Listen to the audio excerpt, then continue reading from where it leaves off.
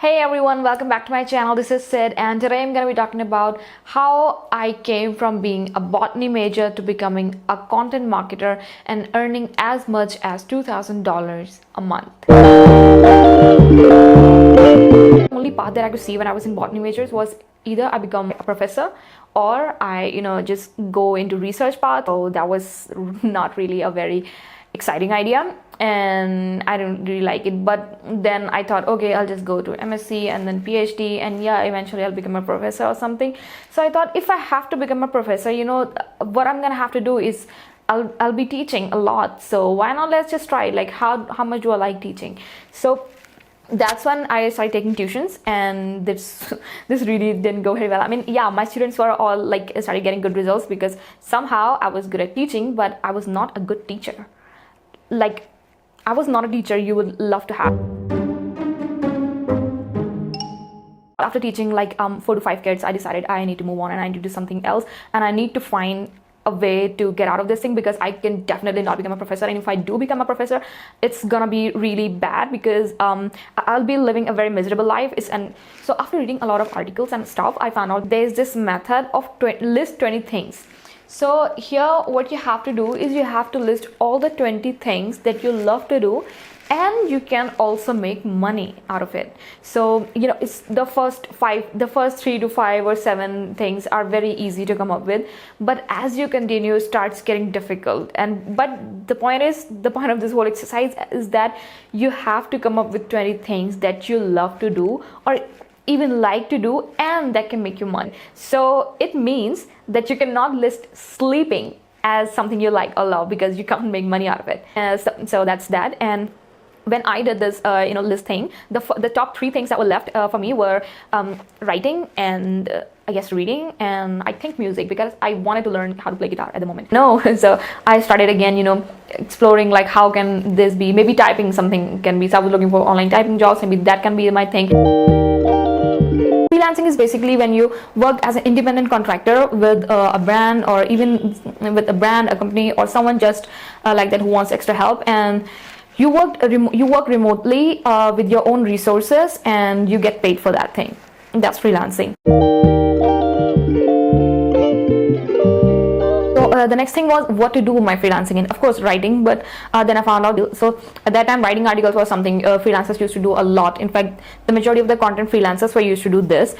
Eventually, when they build a brand of themselves and they have their own teams of stuff, they can eventually come to writing web page copies and all these big things, email marketing and stuff like that. So I started with articles itself. Actually, I wanted to start writing with the articles itself. I learned to write. Okay. Yeah, so the top 3 things, so the top 3 blogs that I read were Unlike Blog, Smart Blogger, and Copy Blogger, and I read them cover to cover because that was my only way to learn to write. So they have in-depth articles on how to write introduction, how to write a blog, how to write a conclusion, how to write the headline, how to make your article on page optimized for SEO, and how to create the outline for your article, and how to write the subheads and stuff like that. There were entire articles on that, and how to land clients, of course, where to look for. So these were the things that I was reading from there. So now let's talk about the courses that I did. So initially, as I said, I just learned from reading articles, but then I wanted to get some formal education, not formal, but serious education, because I really wanted to learn if there's something that I'm missing. Because when you're doing something like from scratch and no one has really told you how to do it, there are a lot of things that you don't know. So for that reason, I wanted to do these courses. So my first course that I did was Write to 1K from Elnike. That was a freelancing course, and these were the courses that I did. It was Writing with Flair, How to Become an Exceptional Writer, Ninja Writing, the 4 levels of writing mastery, editing, punctuation. All of these courses were from Udemy. Second thing, how I perfected my writing was the books recommendation that I would get from the blogs.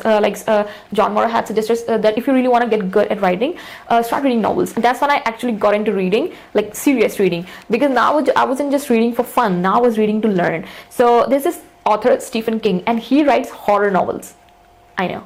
So for horror is why these horror novels are the best place to start with for understanding reading, is because to create fear, to create that horror, what movies do? They introduce music into that, and all of these sort of effects and stuff. And if someone is able to induce that sort of fear, even if a little bit, from writing, that means that writer has crazy shit skills.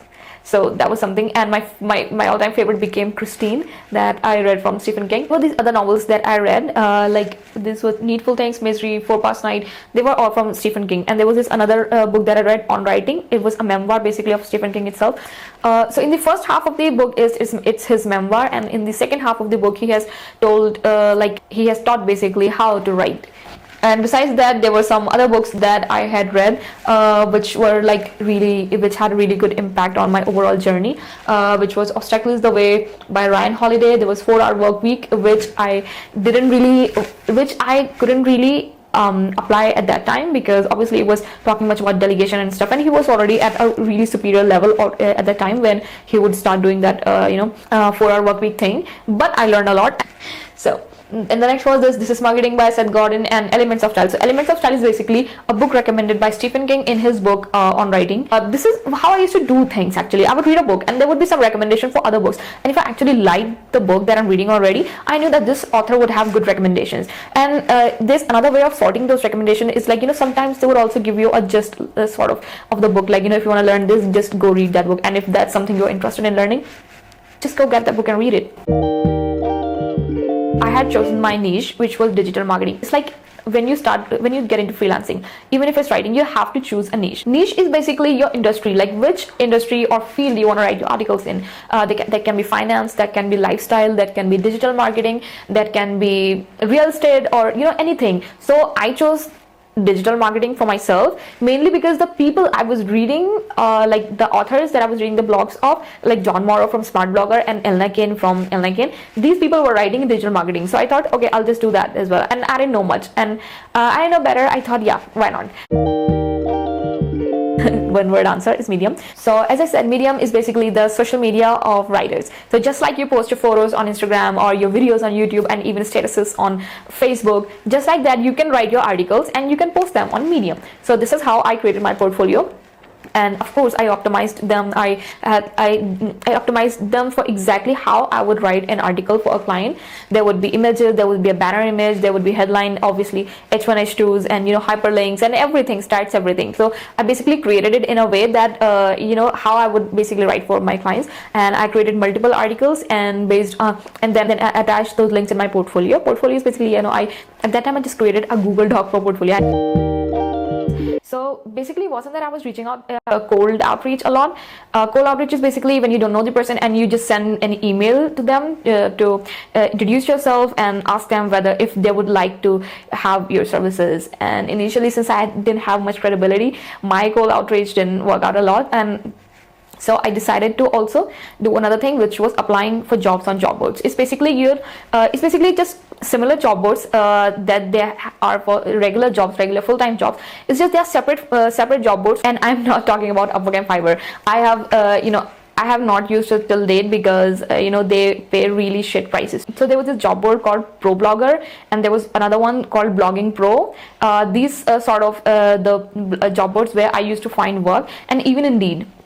It's just that I used to look for remote work. So my first client that I landed was a writing client, but it was not really the one that I was looking for. Like, I wanted to land some clients where I would write articles for them, but there's this client that reached out to me for assignments on digital marketing, which I chose my niche to be, and they wanted me to do some assignments of MBA students, and this was some Australian client, and I was new, I wanted to make some money, so I was like, yeah, okay, I'll do it. And there were a lot of other writers that were doing this. So and those assignments were the one how I actually learned digital marketing, because they were really good in-depth assignments, and I would have to do a lot of research to do them.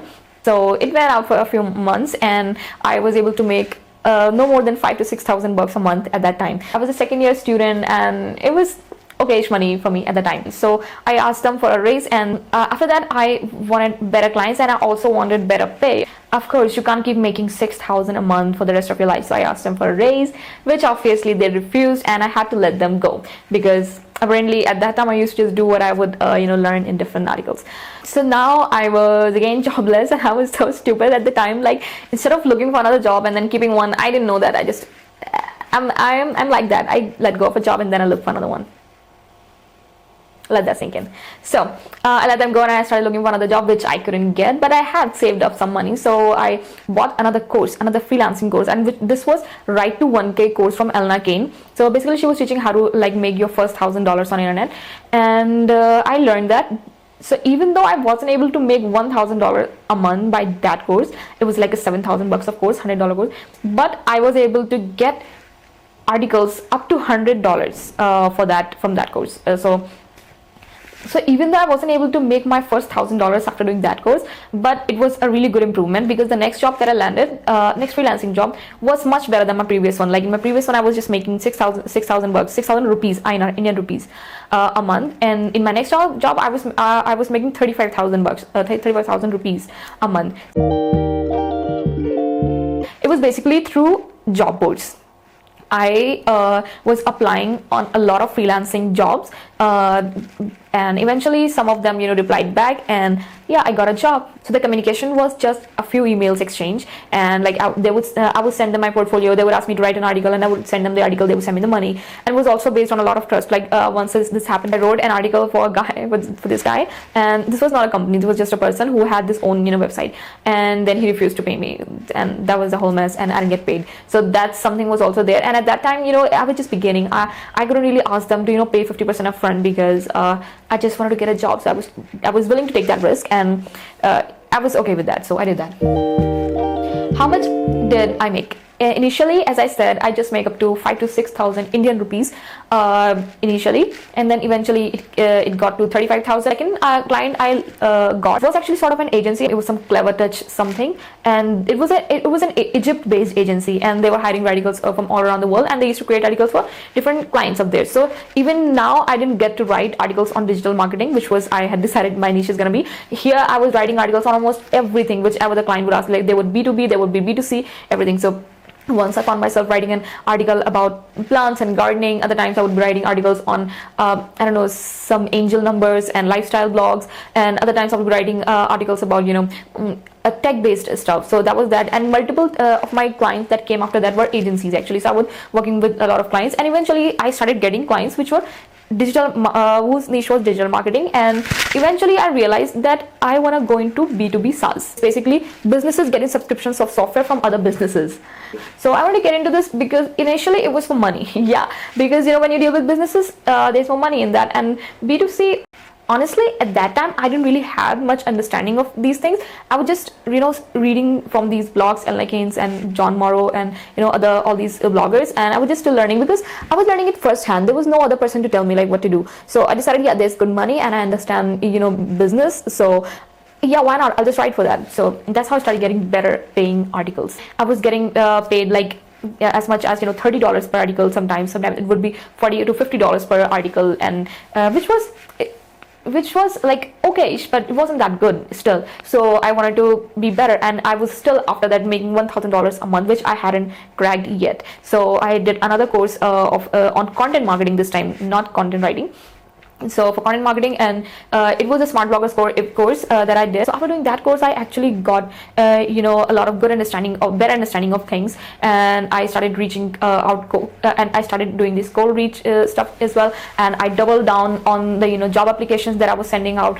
And plus I had by that time I had a lot of articles published for different clients, and sometimes they would be ghosted, and other times they would be under my byline. And when there are articles under your byline, what happens is people usually come to your either LinkedIn page, or I also had a website at that time. So clients actually started coming to me from then on, and that's how I got my first. So the first client that I got, which was paying me $400 per article, was someone who reached out to me via my LinkedIn profile.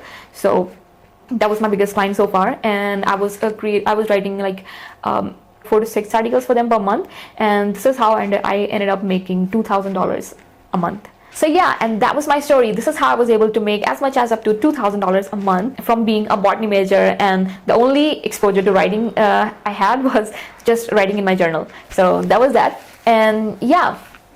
If you like this video, don't forget to subscribe to my channel and give this video a big thumbs up, so I can understand like if people are actually liking this content and whether I should create more of such content. And if you have any questions, just let me know in the comment section down below. I understand there might be some things that I have missed. I understand, and other things that I might not be able to communicate well. I don't know.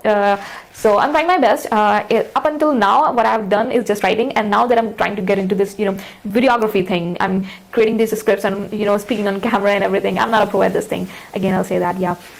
So yeah, so if I have left something, or if there's something specific that you want to know, just let me know in the comment section below. And yeah, subscribe to my channel. It would really help.